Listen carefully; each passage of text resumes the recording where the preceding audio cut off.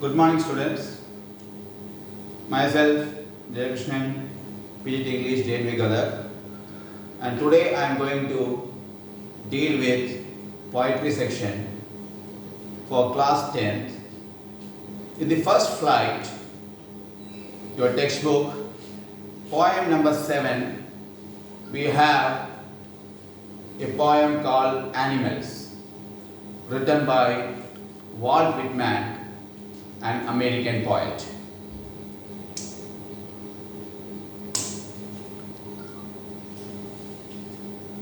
We have the feature of Walt Whitman here.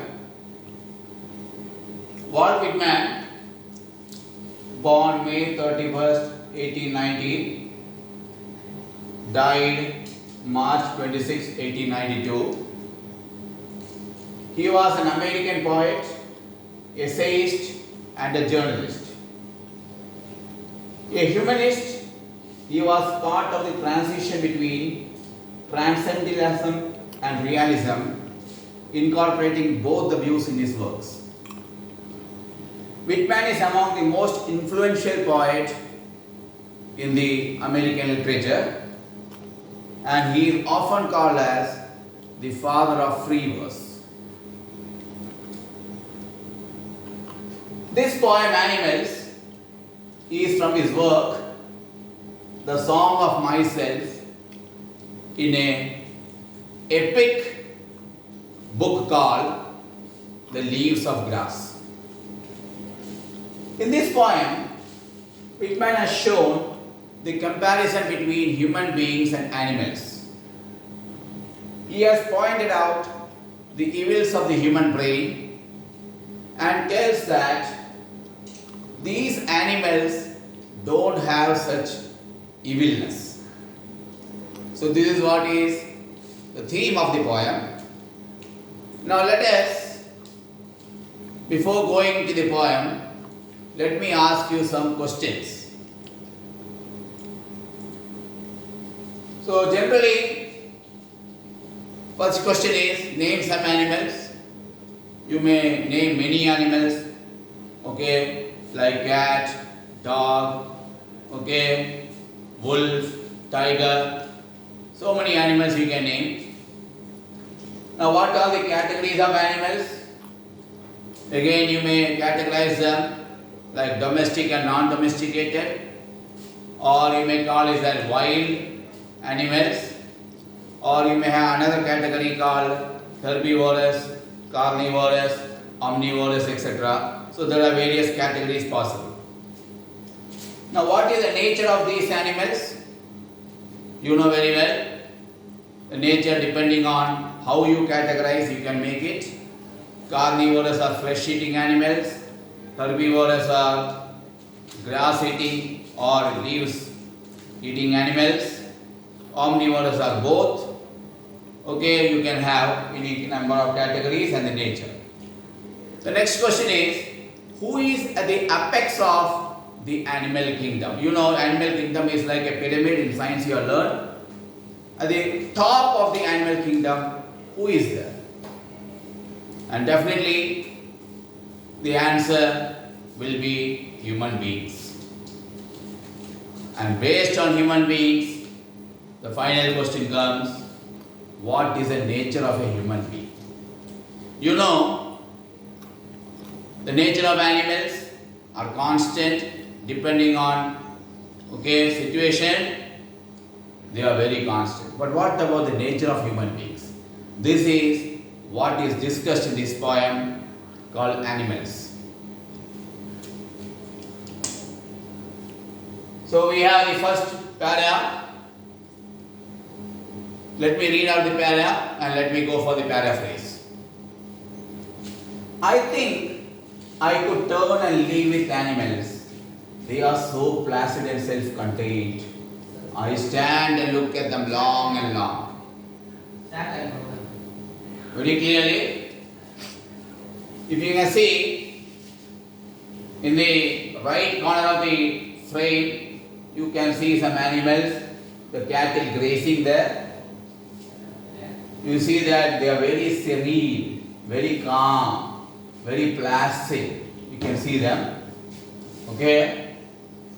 Now there are some vocabulary items which are coming. Placid, I told you, is calm, very peaceful. Contained is keeping your self-control. Now let us look into the lines once again. I think I could turn and live with animals. They are so placid and self-contained. I stand and look at them long and long. Now you see what the poet wants to express. The poet says that he wants to live in the world of animals. We can say that the poet finds the world of animals better than that of human beings. He further says that he finds animals more peaceful than human beings.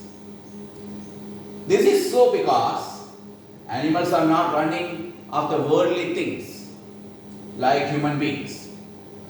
They are calm, they have no greed for earning money, worldly pleasures they don't have, okay, and any kind of achievement they don't have to make.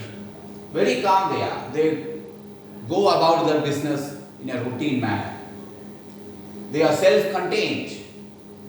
That means they are very happy with what they are, with life, the kind of life they have. They are very happy.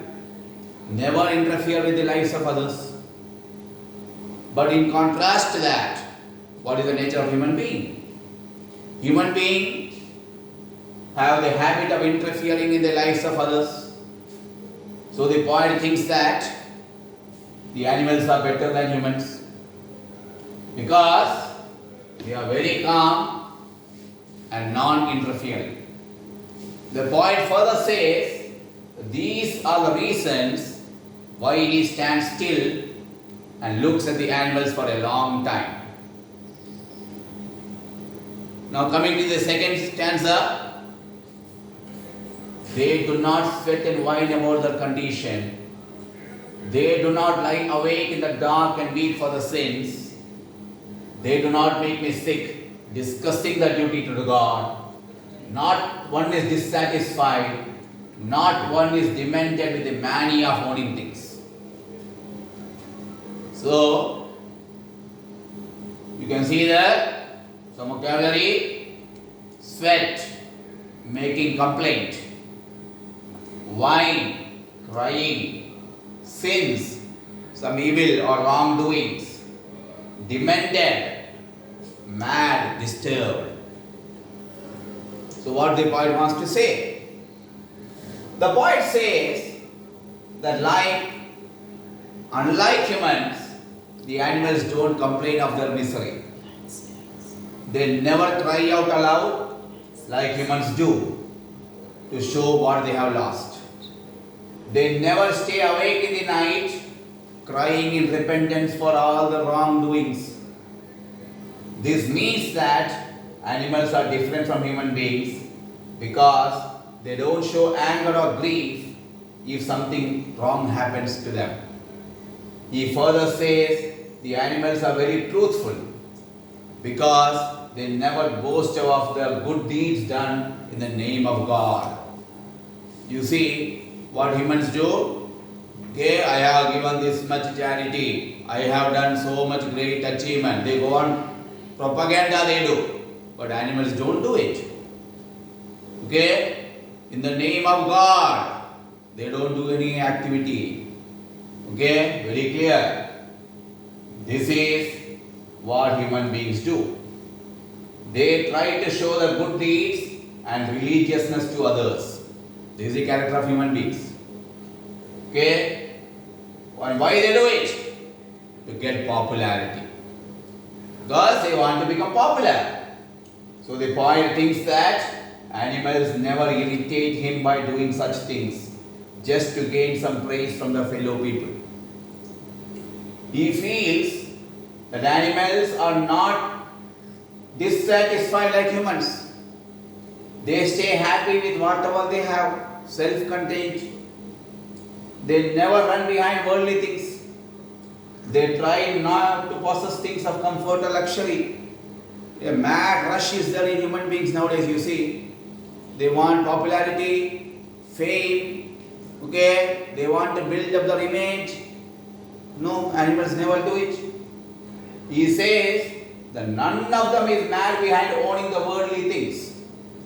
So this is what he says in the second stanza. Coming to the third stanza, not one yields to another, not to his kind that lived thousands of years ago. Not one is respectable or unhappy on the whole earth. So they show the relations to me and I accept them. They bring me tokens of myself. They evince them plainly in their possession. Now you see kneeling, bowing down, evinces to show interest or reveal something. Possession is having ownership of something. Tokens here means qualities or virtues. Okay? So what he wants to say?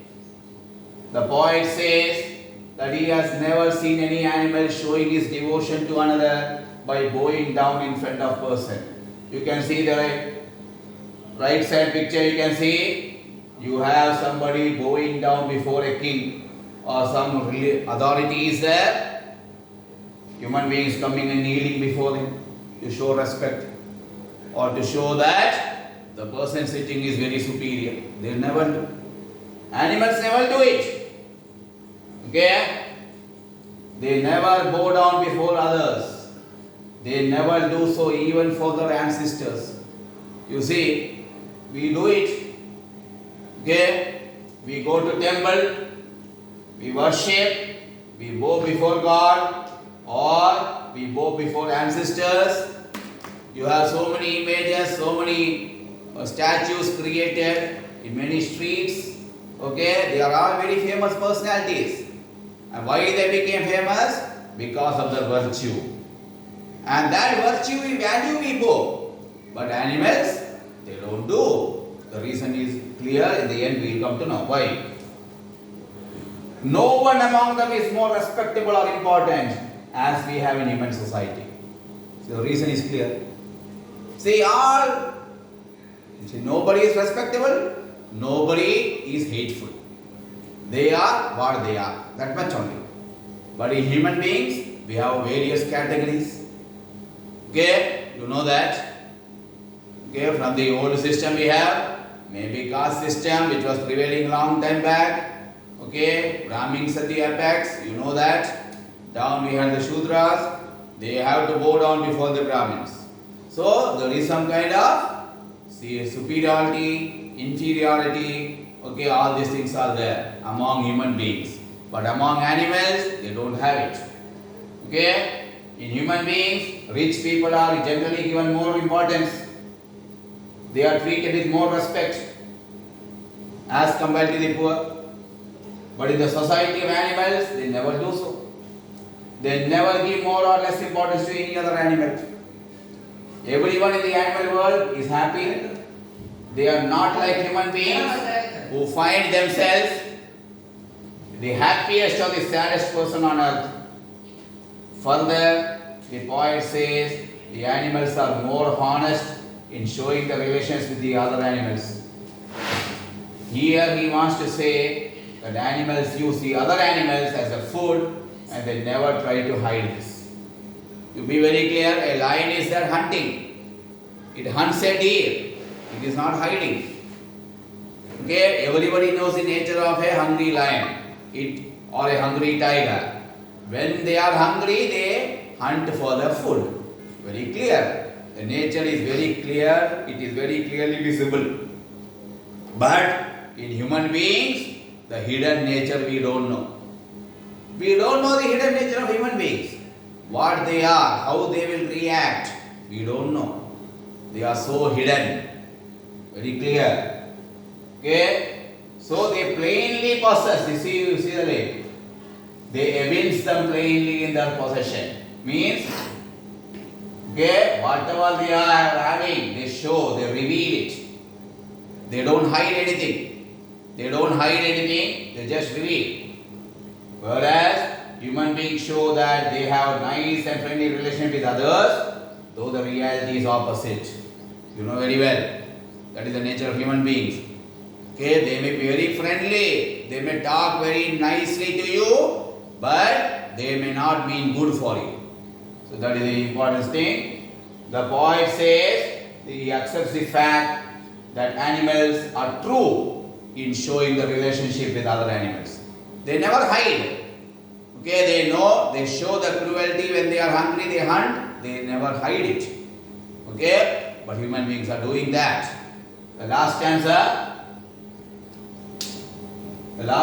we can see, I wonder whether they get those tokens. Did I pass that way huge times ago and negligently drop them? Negligently, careless. So what he wants to say? The poet is introspecting himself and says that from where the animals got those good qualities. He further questions himself where his own good qualities have gone. Did he leave them or had carelessly lost them somewhere? The qualities that were found in human beings in the past, like innocence, kindness, truthfulness, they are not seen in human beings, but now seen in animals. He wonders that humans have given up these qualities and they have been passed on to the other animals. And what he wants to say, the qualities, the virtues like love, compassion, sympathy, the virtues has been lost or somewhere dropped, negligently dropped by human beings. Okay? When their development take place, when the development is taking place, when they are mad, rushing for their greatness and fame, these qualities are lost by human beings. But animals have still kept it. They have still kept it and they are still holding it. So this is what the poet is saying.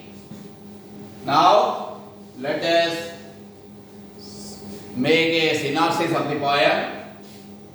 What is the poet really want to say? The poet expresses his will to go back in time and stay with animals as he thinks that they are far better than human beings. Human beings are greedy. They are full of jealousy against one another. But the animals are calm and self-contained. They are happy with what they have. They never complain about their miseries and sorrows. The human beings, on the other hand, complain about their miseries. They give importance to rich and strong people. They stay restless because of wrongdoings and running behind the luxurious things of the past, of the world. The animals are very honest about the relationship and they don't give preference to a particular class. They lead a life which is full of honesty and less of greed and jealousy. The tokens which the humans have lost refers to the key which can open the gate of Eden Garden. This is the key of love and compassion. This key was gifted by God to humans, but ignorantly the humans lost the key and forgot the basic commandment of loving and being loved. So the poet wants us to introspect about the fast-paced life and the vices associated with it, and is asking us to be more humane and lead the selfless life of animals, the quality which is becoming redundant among human beings. So this is what he wants to say. Now, let me go to one more part, literary devices in the poem. Now, literary devices are something which adds to the beauty, which adds to the meaning of the poem. You have learned so many literary devices like metaphor, simile, personification, imagery, etc. Now in this poem, stanza-wise, some of the literary devices I am going to discuss. Now, if you see the stanza 1, full screen, F5. If you see stanza 1, you can see that there is assonance.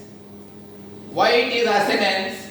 Because the use of vowel sound I. You see here, I think, I could, okay, I stand, wherever it is there, I is there, placid, I is there. There is a lot of I vowel sound coming there. Okay, that is called as assonance. Coming to repetition, there is a repetition of the word long. Okay, you can see there, long and long. And one more literary device called anaphora. This word, the word is repeated. When I told assonance, the vowel sound is repeated. But what I am telling now is, the word is repeated. The word I is repeated in 2 consecutive lines. You can see that I think, I stand. Okay? So that is what is told there very clearly. So these are some of the literary devices in stanza 1. Coming to stanza 2.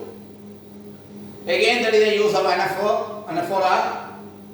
You can see that they do not. Repeated. You see the first 3 lines. They do not sweat. They do not lie awake. They do not make me sick. They do not is a repetition of the word which is used there. It is an anaphora. And there is a metaphor also. You see here, clearly given there, sweat. Okay? The sweat is a metaphor for the crying and complaining of human beings. Okay? Coming to stanza 3. Literary devices again is, metaphor is used. Tokens. Tokens refer to the qualities, the virtues, okay, of human beings, the inner qualities of human beings. Okay, the virtues of human beings. They are called the tokens. Okay. Next stanza. Okay, is no. Again the same word, only tokens. Same I have explained already, referring to the virtues. Okay, you can see stanza 4, a lot of quarrels, fighting, okay, depression, sorrow. Okay, these are the things, okay, which is happening because of the fast-paced life of human beings, which animals don't have. Okay, very clear. So ultimately, what can we conclude? Conclusion is very clear. What can we conclude?